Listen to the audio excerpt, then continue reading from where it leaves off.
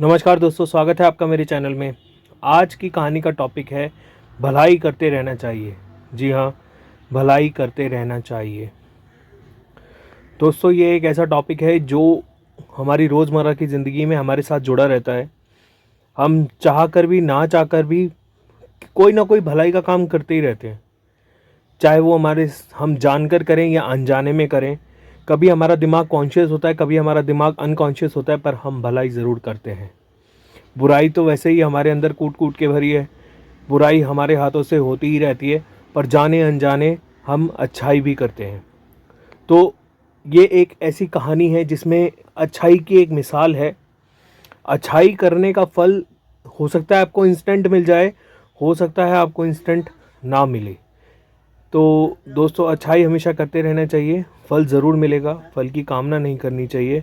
फल देना ना देना भगवान की इच्छा के अनुसार होता है। भगवान चाहता है कि वो हमें इंस्टेंट फल दे तो वो इंस्टेंट फल देगा। अगर भगवान चाहेगा कि वो इंस्टेंट फल ना दे, सही टाइम के लिए आपको वेट कराए, तो वो सही टाइम के लिए आपको वेट कराएगा, पर फल ज़रूर मिलेगा। तो दोस्तों, बहुत हुआ प्रवचन, कहानी अब स्टार्ट करते हैं। एक बार की बात है, एक लड़की एक ऑटो बुक करके बस चलने ही वाली होती है, तभी उसके पास एक आदमी आ जाता है। वो उससे रिक्वेस्ट करता है कि मैम प्लीज़ ये ऑटो मुझे दे दीजिए, मुझे बहुत ज़रूरी जाना है। वो उसे कारण नहीं बताता, बस ये बोलता है कि मुझे बहुत ही ज़रूरी किसी काम से पहुंचना है, आप मुझे ये ऑटो दे दीजिए।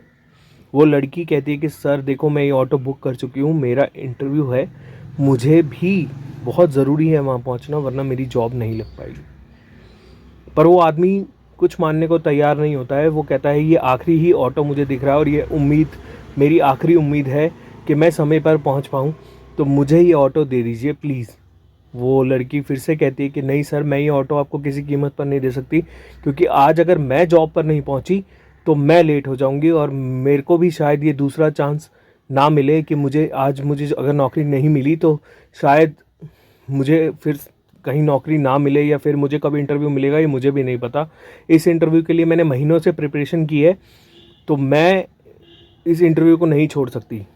वो आदमी फिर से उससे रिक्वेस्ट करता है। इस बार वो लड़की मान जाती है। वो कहती है ठीक है सर, आप ये ऑटो ले जाइए, मैं कोई दूसरा ऑटो देख लेती हूँ। तो वो आदमी उस ऑटो में बैठता है, वो लड़की उसको जाने देती है और वो आदमी चला जाता है, और वो लड़की फिर से एक ऑटो का वेट करने लग जाती है। अब बहुत देर वेट करने के बाद उस लड़की को ऑटो नहीं मिलता। थोड़ी देर बाद एक ऑटो आता है, वो उससे पूछती है, वो भी मना कर देता है। फिर वो लड़की पैदल चलना शुरू करती है। थोड़ी आगे चलकर एक ऑटो वाले अंकल बैठे होते हैं, वो उनसे पूछती है और वो जाने के लिए रेडी हो जाते हैं। उस लड़की का इंटरव्यू सुबह 11:30 बजे का होता है, और वो इंटरव्यू वेन्यू पर करेक्ट 12:30 बजे पहुंचती है, यानी 1 घंटा लेट। वो जैसे ही रिसेप्शन पे पहुंचती है, रिसेप्शन वाली मैम कहती है कि मैम आप 1 घंटा लेट हैं, इंटरव्यू तो कब का ओवर हो चुका है। अब वो लड़की कहती है कि मैम प्लीज़, मैं बड़ी मुश्किल से यहाँ तक पहुँची हूँ और ये इंटरव्यू की मैंने बहुत ज़्यादा तैयारी की है, प्लीज़ मुझे एक चांस दीजिए और मैं ये इंटरव्यू देना चाहती हूँ। तो वो कहती है कि ठीक है मैम, मैं एचआर को बुला देती हूँ, अगर वो आपको एक चांस देते हैं तो वेल एंड गुड है, वरना कुछ नहीं हो सकता। वो एचआर को बुलाती है। अब एचआर साहब आते हैं और उस लड़की को लेक्चर देना शुरू करते हैं कि आप तो 1 घंटा पहले लेट आए हो, हमारा रिक्रूटमेंट तो हो चुका है, तो आपका कुछ नहीं हो सकता, आप यहाँ से जा सकती हैं, हमारे पास और वैकेंसीज़ नहीं हैं। जो वैकेंसीज़ के लिए रिक्रूटमेंट चल रही थी वो रिक्रूट हो चुकी हैं, हमारे पास और वैकेंसीज़ नहीं हैं। वो लड़की बहुत मायूस हो जाती है और उसी पल को याद करती है कि शायद मैंने उस आदमी को वो ऑटो ना दिया होता तो आज मैं यहाँ टाइम पे पहुँची होती और ये जॉब मुझे मिली होती।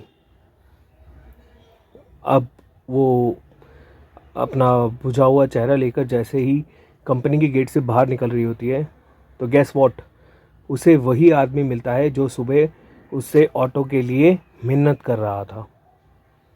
जी हाँ, वही आदमी मिलता है।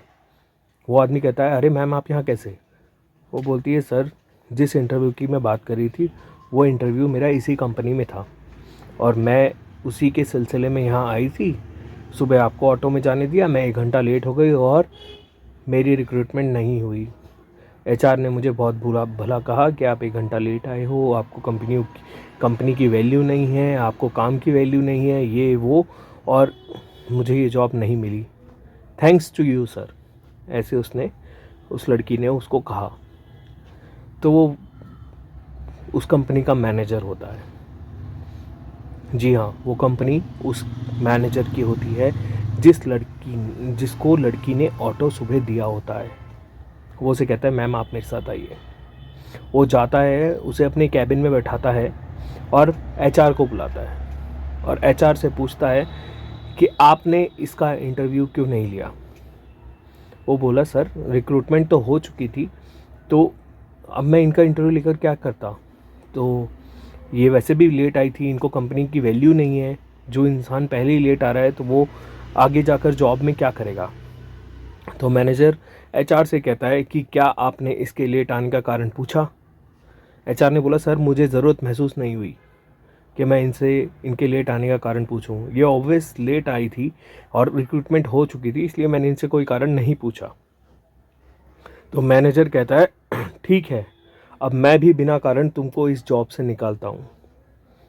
एचआर हक्का बक्का रह जाता है, मेरे साथ क्या हो गया।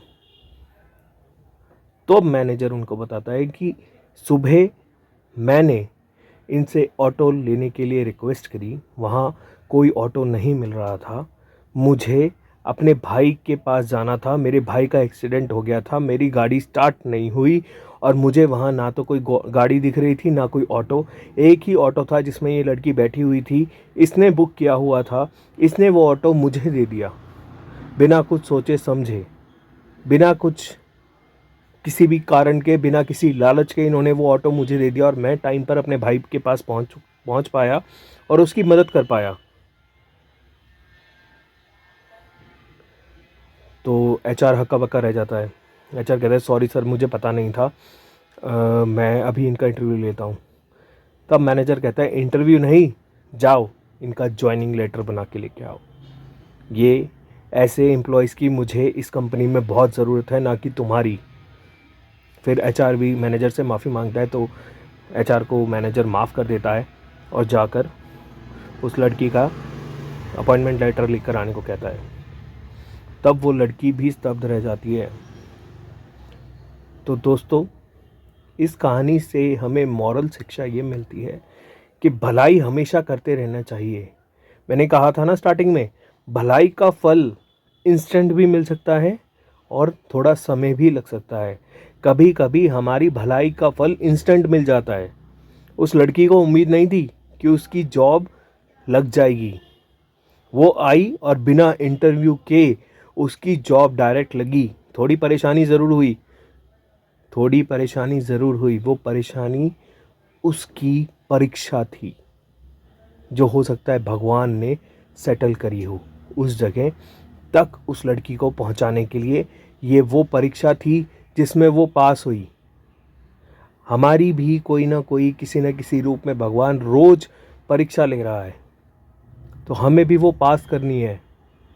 तो दोस्तों यदि ये वीडियो अच्छी लगी हो, ये मैसेज अच्छा लगा हो, ये बात समझ में आई हो, तो इस वीडियो के ऊपर कम से कम 1000 लाइक होने चाहिए। जो भी इस वीडियो को देखे वो अपने फैमिली मेम्बर्स से शेयर ज़रूर करे और इस चैनल को देखते ही वीडियो को लाइक ज़रूर करें। और हाँ, लाइक करने के बाद चैनल को सब्सक्राइब ज़रूर करें। हम ऐसी वीडियोस रोज़ किसी न किसी टॉपिक पर बनाकर लाते हैं ताकि हम आपको जागरूक कर सकें कि कुछ चीज़ें ऐसी हैं भगवान ने बनाई हैं जिसको हमें झेलना ज़रूरी है, या फिर जिसके थ्रू होकर ही हमें सफलता मिलेगी। और सफलता ही एकमात्र लक्ष्य होना चाहिए आपके जीवन का। हम भी मेहनत कर रहे हैं, कृपया हमारी मेहनत को सफल बनाइए। इस चैनल को ज़्यादा से ज़्यादा लोगों तक शेयर कीजिए, इस वीडियो को ज़्यादा से ज़्यादा लोगों तक शेयर कीजिए। इस चैनल को अगर आप देखते हैं तो सब्सक्राइब कीजिए दोस्तों, इससे हमारी मदद होती है। Thank you so much.